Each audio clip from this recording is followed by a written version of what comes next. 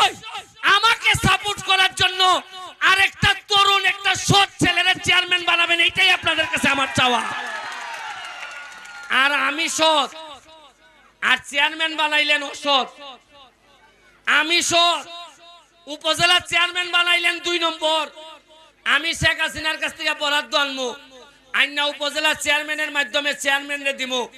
আর এরা মিললে যদি কাটিং কাটিং করে খাইয়ে ফেলে, তা আমি আর কিচ্ছু করতে পারবো না। আমি কি প্রতিদিন নালু আইতে পারবো? আমি কি ঘরে ঘরে গিয়ে বলতে পারবো যে পাইছনি পাইছনি বরাদ্দ? আপনাদের কাছে আমার একটা চাওয়া, যারা বারবারই এইভাবে আপনাদেরকে দিমুনেগো এইগুলা কইয়া যারা সারা জীবন নষ্ট করছে, এইবার সময় আইছে এদেরকে বলার যে শুনো, বহুদিন মজা মারছো, আমরা বইটা বইছো, আর টাইম নাই, এইবার আর আমরা ফাও বইটা পাইমু না কারো জন্য।